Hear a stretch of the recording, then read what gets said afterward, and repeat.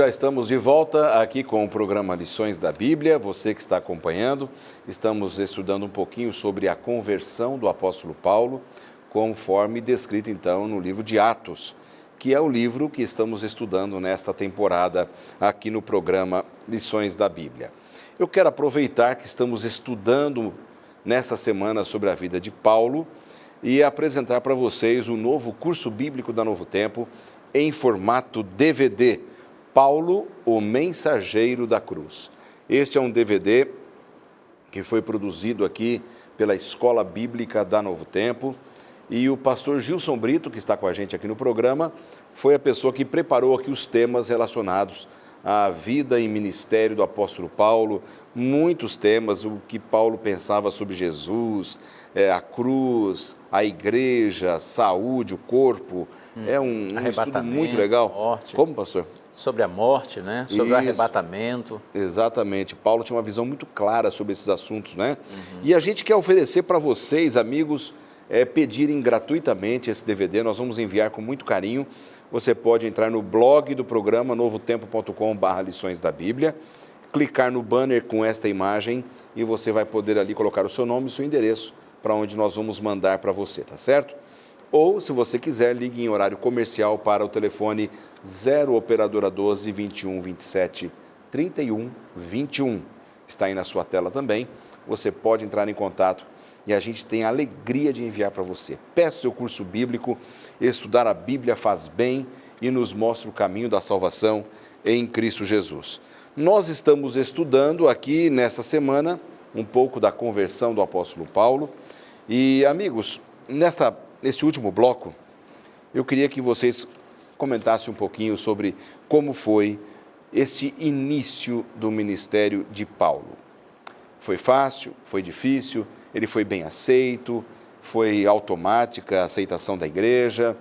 Ele foi perseguido de cara? Como é que foi esse começo, na visão de vocês, do ministério de Paulo? Bom, a própria Bíblia diz no verso 22, capítulo 9, verso 22, Saulo, porém...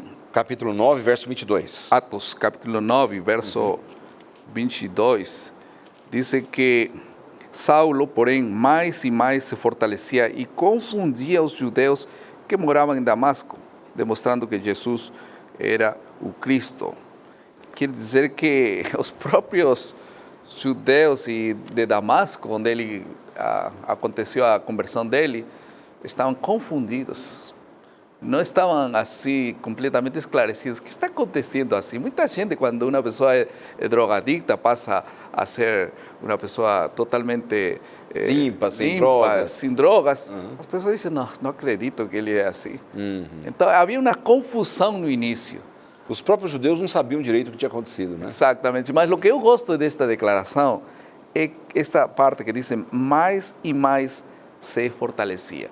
Quer dizer que ele não estava agora em um nível assim que se mantinha, senão ele começou a crescer mais e mais. Porque o crescimento é assim, o cristianismo, se não cresce, estagna ou começa a morrer. Agora, os judeus perceberam logo no começo, pastor Gilson, que alguma coisa tinha acontecido com ele e que ele poderia ter mudado de lado, sim, a sua bandeira.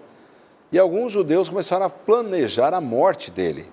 Ah, sim. É interessante como os judeus daquele período tinham essa facilidade de determinar a morte de alguém, não é? Olha, eles estavam determinando a morte dos cristãos. Agora, de imediato, Paulo era um homem importante. Ele não era qualquer pessoa. Já estavam planejando a morte de Paulo. Quer dizer, em tão curto tempo, eles se voltavam contra qualquer pessoa. É uma impressão pessoal ou é isso que o texto mostra mesmo? É isso mesmo. Até porque esse ranço, né, esse ódio religioso, dizem que é o pior de todos, né?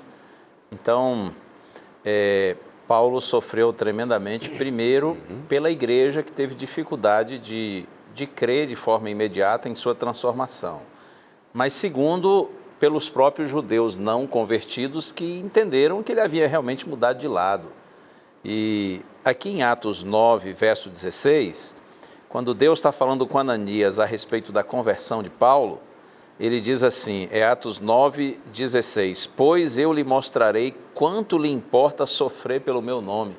Há pouco até nós falávamos em off, né, que no chamado de Saulo já veio essa ideia de que o caminho dele não seria fácil, né? Ele não foi chamado para uma vida de privilégios, de honras e de glórias mundanas.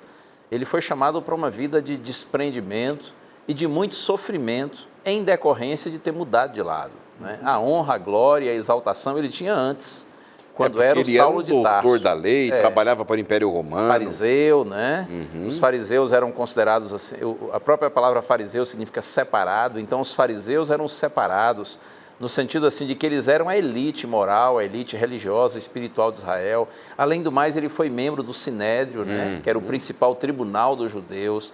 Então, ele era um indivíduo visto pelos rabinos em Jerusalém como um jovem altamente promissor, né? Muito capaz, um hábil defensor do judaísmo. No momento quando ele muda e ele se torna um cristão, então, toda aquela glória que ele tinha entre o seu povo virou de cabeça para baixo, né? A glória de Paulo agora é o Evangelho, a glória dele é Cristo. Né? Mas, humanamente falando, ele passou a ser um indivíduo assim tremendamente indesejado e perseguido. Mas isso já no chamado já estava dito que a vida dele realmente não seria fácil. Eu fico imaginando uma pessoa assim na condição social de Paulo, que não devia ser um homem muito pobre, devia ter uma boa condição financeira, deixar tudo, começar a fabricar tendas para sobreviver. Ele passou assim do tudo na vida financeira para o nada, né? Vendia uma tenda para poder comer, né? Isso mostra assim a tremenda decisão que ele tomou de deixar toda a sua glória humana para seguir o Senhor Jesus. Isso pode ser uma grande motivação, pastor Edson, para muitos que estão nos assistindo agora, que às vezes relutam em aceitar a Jesus. Poxa, mas se eu aceitar Jesus, eu vou ter que, de repente, mudar o meu emprego, vou perder uma posição, eu vou perder algo que seja importante, o meu estilo de vida. A história de Paulo é a garantia de que Deus cuidará da gente o tempo todo até a volta de Jesus? A maior promessa na Bíblia não é que Deus nos vai privar de sofrimentos enquanto sejamos fiéis a Deus. A promessa da Bíblia é que Ele estará conosco. É simples assim. Eu estarei com você, falou para Jacó, para Isaac, para Abraão, falou para todos os filhos do Salmo 23, disse, ainda que andes por vale da sombra da morte, eu estarei contigo. Mas deixar as coisas humanas por coisas eternas não tem comparação, né? Essa perspectiva é só Deus colocando no coração. Ninguém pode ter essas perspectivas. Eu vou deixar tudo isso por seguir a Jesus. Você vai escandalizar quando essa perspectiva não é uma perspectiva que Deus coloca em nosso coração. Por isso, a conversão de uma pessoa lhe dá uma nova perspectiva, mostra um novo ordem de valores na vida. E por isso é que Paulo conseguiu substituir as coisas humanas, inclusive ritos religiosos, por a vontade de Deus que está perante ele. Eu gosto muito de saber, por exemplo, o próprio Paulo diz que ele quando saiu de Damasco, ele não foi para Jerusalém. Ele foi para a Arábia, né? E passou um tempo ali, meditando e também começando a se preparar. Jesus passou 40 dias no deserto antes de seu ministério. O que Paulo deve ter estudado de doutrina bíblica, teologia nesse período, né? E Moisés foi 40 anos para Arão para se preparar para aquela grande missão. Nós, sem dúvida, que Deus nos dá um lapso de tempo para saber qual vai ser nossa missão. E nessa missão nós temos que nos fortalecer, porque cada um tem uma missão na vida. E que decisão tomar é a grande jogada da vida, né, pastor? Paulo passou por muito sofrimento em função do Evangelho, mas a gente vê o tempo todo, quando a gente lê os escritos de Paulo, de que no coração dele havia paz, né? Além de uma fortíssima convicção de que a glória, ela viria e ela virá para os que confiam no Senhor. Mas a nossa glória não é nessa realidade presente, é na realidade futura, né? Eu gosto muito do texto de João 16:33. Geralmente as pessoas sabem só uma frase do verso, que diz assim: no mundo tereis aflições. Mas na verdade o verso todo é assim, Jesus diz: estas coisas vos tenho dito para que em mim tenhais paz. No mundo tereis aflições, mas tem de bom ânimo. Eu venci o mundo. Então, para mim, fica claro que Jesus está dizendo assim: olha, não se iludam, vocês são meus seguidores, mas estão no mundo, e esse é um mundo de aflições para todos, inclusive para vocês. Porém, vocês têm uma grande vantagem, que vocês têm a minha paz. E a minha paz é maior do que as aflições do mundo. Então, do mesmo jeito que eu venci com a minha paz, vocês também vão vencer. Por isso, não se iludam pensando que será fácil, mas não se desanimem pensando que será impossível, né? Porque assim como eu venci o mundo, vocês também vão vencer. É uma frase tremenda, né? Que foi dita por Jesus aí e que é o nosso estímulo até os nossos dias, que vale a pena andar no caminho do chamado do Senhor Jesus para fazermos a vontade dele. Agora, chegamos a um ponto que a gente vê Paulo voltando para Jerusalém.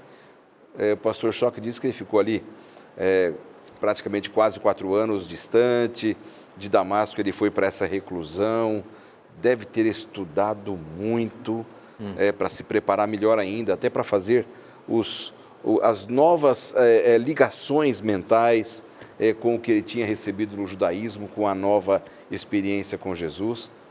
E ele vai para Jerusalém. Como é que foi essa volta para Jerusalém, pastor? Bom, a volta foi um pouco dramática, né? Porque diz o verso 26, tendo chegado a Jerusalém, procurou juntar-se com os discípulos. Todos, porém, o temiam, não acreditando que ele fosse discípulo. Todos, não alguns. Todos não acreditaram que ele fosse um discípulo do Senhor. E aí que me chama muito a atenção, creio que esse é o fechamento da lição dessa semana. Aparece a figura de um homem importante na história, que é o nome de Barnabé.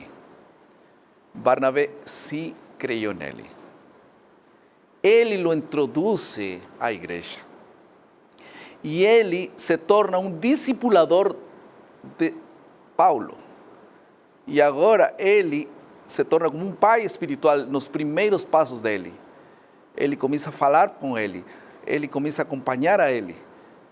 E creio que muito do que é Paulo na história deve-se a Barnabé. Olha só que coisa incrível, né? Quer dizer, precisou do testemunho de Barnabé ali para acalmar os nossos discípulos e irmãos ali de Jerusalém, reconhecendo nele. Claro, já há algum tempo já tinha se passado, mas Paulo sabia do encontro de Saulo com Jesus na estrada de Damasco. Barnabé, com certeza, claro, conhecia essa história, não é? E talvez por isso ele deu o testemunho dele. Não, irmãos, eu creio, acho que... E a resistência deles também não era só o fato do histórico de Paulo, né?